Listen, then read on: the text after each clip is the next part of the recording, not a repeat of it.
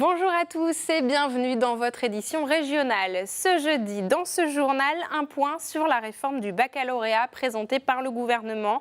En Bretagne, le lycée bretonnant de Carhaix affiche des taux de résultats de presque 100% au bac. Alors comment Diwan voit-elle l'arrivée de cette réforme? Nous ferons le point. Autre changement présenté par le gouvernement, la réforme de la carte judiciaire. Ce jeudi, syndicats et magistrats étaient mobilisés. Ils craignent des fermetures de tribunaux dans les départements. Dans l'actualité régionale également, le manque de médecins dans les hôpitaux psychiatriques et dans le Morbihan, l'hôpital de Caudan tire la sonnette d'alarme. La police de sécurité du quotidien fait son apparition dans les villes françaises. En Bretagne, la seule ville où elle est testée pour le moment, c'est Dinan. Reportage auprès de cette nouvelle police de proximité. Voilà pour le sommaire. Tout de suite, le journal de la rédaction du jeudi 15 février 2018. Et nous ouvrons cette édition avec la réforme du baccalauréat présentée ce mercredi par le gouvernement. En plus de la suppression des filières L, S et ES, l'épreuve sera aussi modifiée.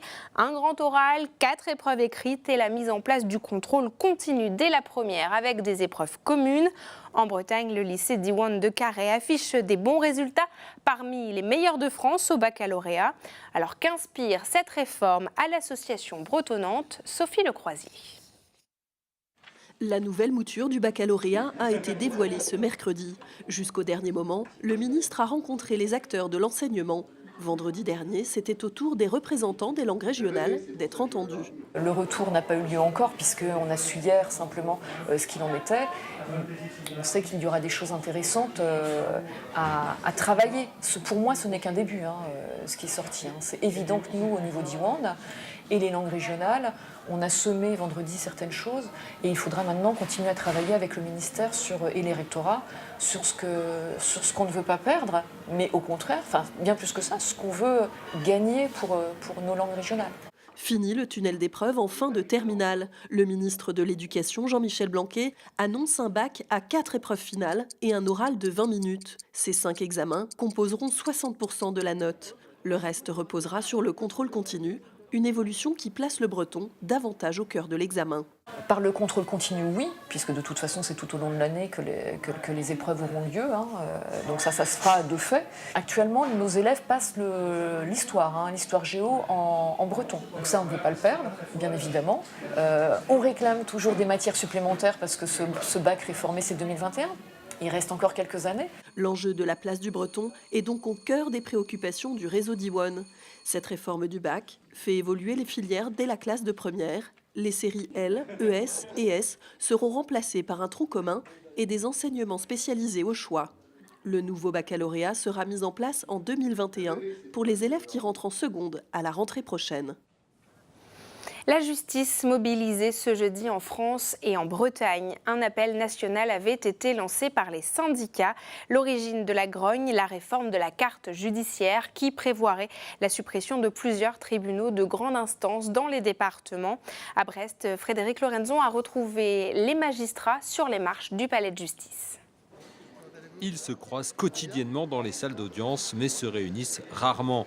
Avocats, magistrats et personnel du greffe du tribunal de Brest s'étaient réunis sur les marches du palais de justice ce jeudi matin pour dénoncer la carte judiciaire en gestation. En clair, l'implantation et les domaines de compétences des tribunaux doivent être revus. La réforme s'oriente vers un tribunal par département. Ces magistrats craignent cette réforme préjudiciable pour le grand public, selon eux. Nous avons de grandes inquiétudes sur le fonctionnement et le contenu, les compétences qui vont être attribuées à Quimper et à Brest.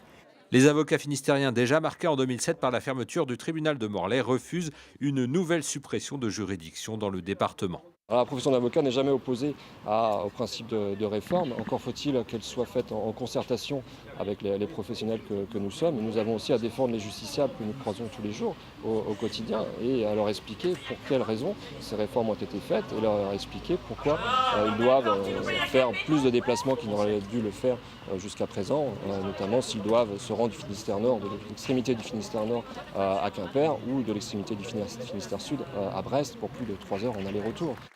Les magistrats, avocats et personnels du ministère de la Justice annoncent de nouvelles actions plus marquées si la réforme, débattue actuellement au Parlement, n'est pas modifiée en profondeur. Côté santé, les psychiatres manquent. À l'établissement public de santé mentale Charcot dans le Morbihan, 8 postes sont vacants sur les 14 de l'hôpital. Une situation qui a évidemment des répercussions sur les 10 000 patients. Au centre Blanqui de Lorient, les personnels ont alerté les syndicats. Ce jeudi, ils avaient rendez-vous avec la direction de l'hôpital. Fanny Cocognier a suivi ce mouvement. 2 médecins psychiatres ont quitté le centre médico-psychologique de Blanqui à Lorient. Dans cette unité de l'hôpital Charcot, les médecins manquent. Au total, dans l'établissement réparti sur 18 sites, seuls 18 des 24 postes de psychiatres sont pourvus. Et au centre Blanqui, les difficultés sont criantes. Les patients, du coup, ils n'ont plus de psychiatre de référence.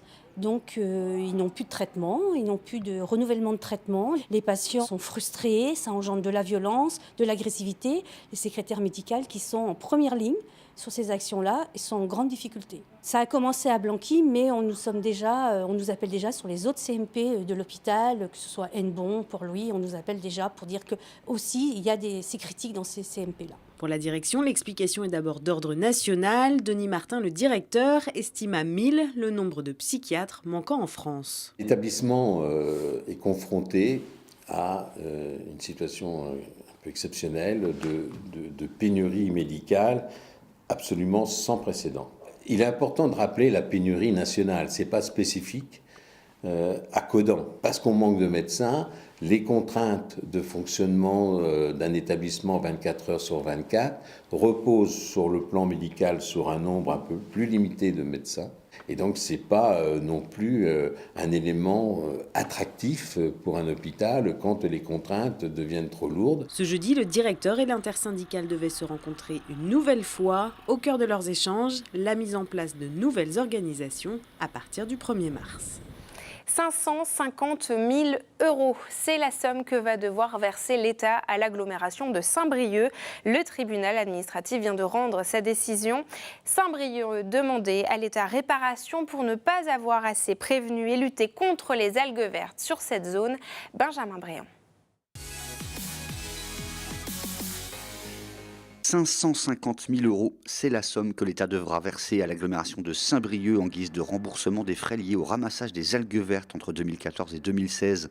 La justice a estimé ce jeudi que l'État était responsable de la pollution des eaux pour n'avoir pas transposé les directives européennes et pas assuré ses obligations de contrôle. Décidément, les temps sont durs pour la ligne ferroviaire à grande vitesse vers la Bretagne. Le rapport Spinetta, rendu ce jeudi, préconise à nouveau l'abandon des nouveaux projets de LGV. Il intervient à peine 2 semaines après un premier qui repoussait à 2038 les trajets Paris-Brest et Quimper en 3 heures. Ce dernier avait déjà provoqué la colère des élus bretons unanimes. Il y a un an pile, ce vendredi, débutait ce qui allait devenir l'affaire Troadec. Dans une maison d'Orvaux étaient assassinés Pascal et Brigitte Troadec et leurs enfants Sébastien et Charlotte. Le 6 mars, Hubert Kawissin, le beau-frère de Pascal, avouait le quadruple meurtre sur fond de spoliation d'un hypothétique héritage en pièces d'or. Le procès ne devrait pas se tenir avant l'automne 2019. En attendant, la famille d'Hubert Kawissin a répondu au Télégramme, une interview exclusive à retrouver ce vendredi. Drame à Océanopolis, le requin taureau, vedette du pavillon tropical depuis 17 ans, est mort ce mardi. Il était soigné depuis 15 jours à la suite de l'ingestion accidentelle d'une trop grande quantité d'air. Enfin, carton plein pour les festivals bretons. Pendant 2 semaines, plus de 90 000 votants au Festival Awards ont pu départager quelques 200 festivals français. Bilan : meilleur gros festival, le Hellfest de Clisson devant les Vieilles Charrues. Meilleur festival de taille moyenne, le Bout du Monde de Crozon. Meilleur festival urbain, Art Rock à Saint-Brieuc devant l'Interceltique de Lorient. En bonus, Wadada à Ploudalmézeau dans le Finistère sort 3e meilleur nouveau festival. Et les Charrues et le Bout du Monde sont sur le podium du meilleur camping. N'en jetez plus.